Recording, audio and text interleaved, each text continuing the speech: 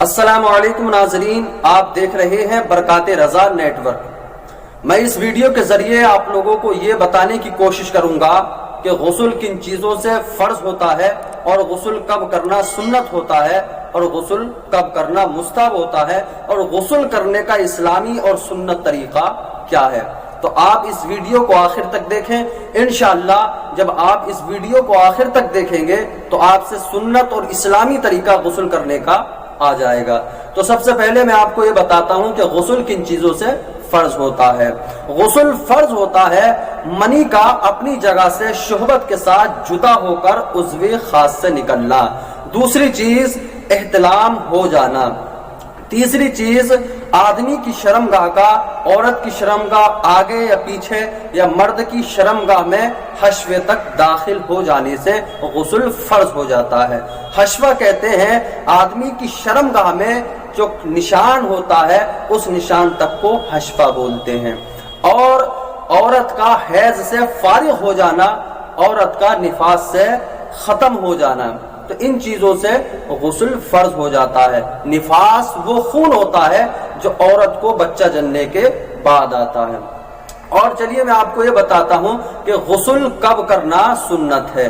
تو جمعے کی نماز کے لیے، عید کی نماز کے لیے یا بقرہ عید کی نماز کے لیے یا عرفے کے دن یا احرام باندھتے وقت غسل کرنا سنت ہے۔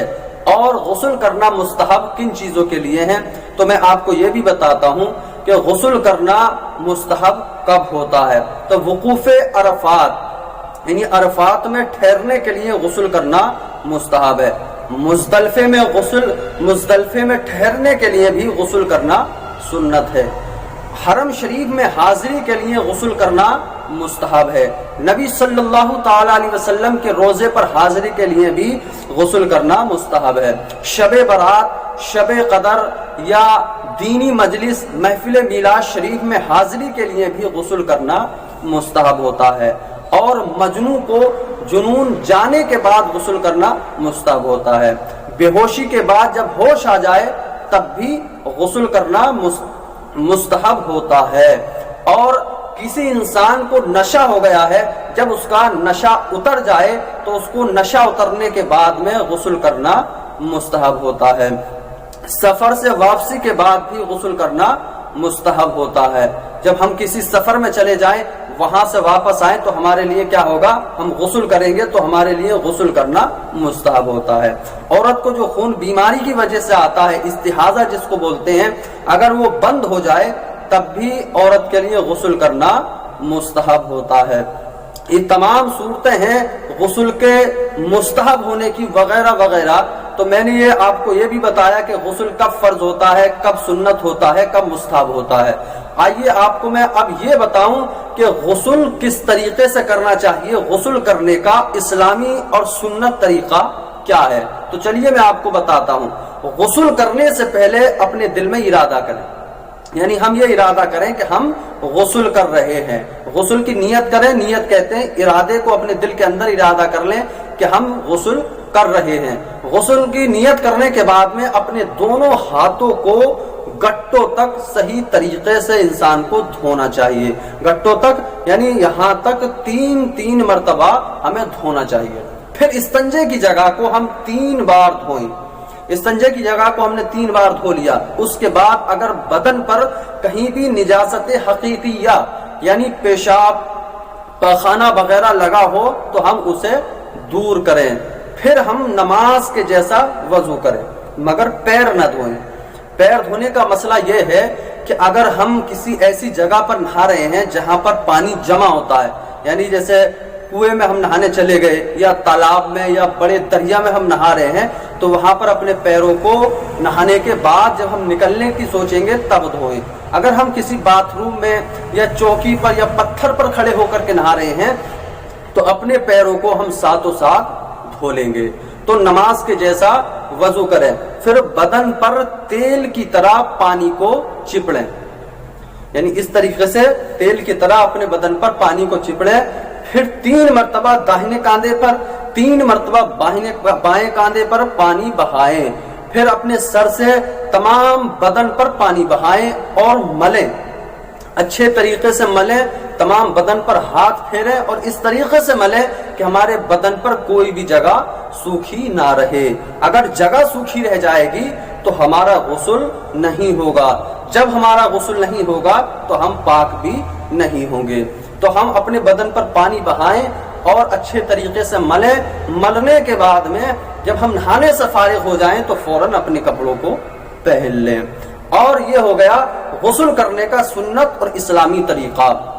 اب میں آپ کو یہ بتاؤں گا کہ غسل کرنے کے اندر کیا کیا چیزیں فرض ہیں اور غسل میں کیا کیا چیزیں سنت ہیں۔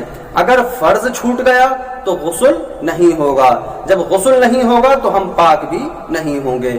کچھ چیزیں سنت ہیں، اگر سنت چھوٹ جائیں گی تو ہمارا غسل ہو جائے گا، لیکن ہمیں خیال رہے کہ نہ ہمیں سنت چھوڑنی ہے اور نہ ہی ہمیں فرض چھوڑنا ہے۔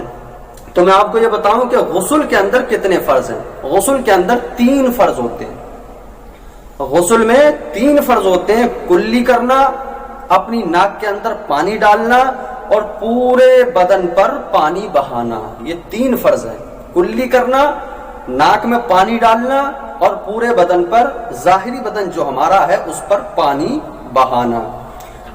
کلی اس طریقے سے کریں کہ 3 انگلیوں سے ہم گرارا کریں، گرارا ایسا ہو کہ ہماری آنکھ سے آنسو نکل آئے، اتنی اندر تک انگلیوں کو ڈال دیں۔ پھر ناک میں پانی اتنا ڈالیں کہ ناک کی نرم ہڈی تک پانی پہنچ جائے، اور پورے بدن پر جو پانی بہانے کا مسئلہ ہے، مطلب ہے، تو اس کا مطلب یہ ہوتا ہے کہ کوئی بھی جگہ ایسی نہ رہے جہاں پر پانی نہ پہنچ جائے۔ تو یہ ہو غسل کے فرض، جو غسل کے اندر 3 چیزیں فرض ہیں۔ اب میں یہ بتاؤں گا کہ غسل کے اندر کیا کیا چیز سنت ہے جس کو کرنے سے ہمیں اور زیادہ ثواب حاصل ہوگا۔ تو آئیے میں آپ کو یہ بھی بتاتا ہوں۔ غسل کے اندر جو سنت ہے وہ نیت کرنا ہے، یعنی اپنے دل کے اندر ارادہ کرنا۔ غسل کے اندر سنت اپنے دل کے اندر ارادہ کرنا کہ ہاں ہم غسل کر رہے ہیں۔ دونوں ہاتھوں کو گٹوں تک 3 بار دھونا یہ سنت ہے۔ استنجے کی جگہ کا دھونا یہ بھی سنت ہے۔ بدن پر جہاں کہیں بھی نجاست لگی ہو، گندگی لگی ہو، اسے دور کرنا سنت ہے۔ نماز کے جیسا وضو کرنا یہ بھی سنت ہے۔ بدن پر تیل کی طرح پانی کو ملنا، چپیڑنا یہ بھی سنت ہے۔ 3 مرتبہ داہنے کاندھے پر اور 3 مرتبہ بائیں کاندھے پر، سر پر اور تمام بدن پر 3 مرتبہ پانی بہانا یہ بھی سنت میں سے آتا ہے۔ جب ہم نہائیں تو ہمارا منہ قبلہ کی طرف کو نہیں ہونا چاہیے، کیونکہ قبلہ کی طرف منہ کا نہ ہونا یہ بھی سنت ہے۔ اگر ہم کپڑا پہن کر نہاتے ہیں تو ہمارے لیے یہ چھوٹ ہے، ہم کسی بھی طرف اپنے منہ کو کر سکتے ہیں، کوئی حرج نہیں۔ لیکن ہم اگر برہنہ بدن یعنی ہمارا جسم کھلا ہوا ہے تب ہم نہائیں تو ہمارے لیے ضروری ہے ہمارا منہ قبلہ کی طرف کو نہ ہو۔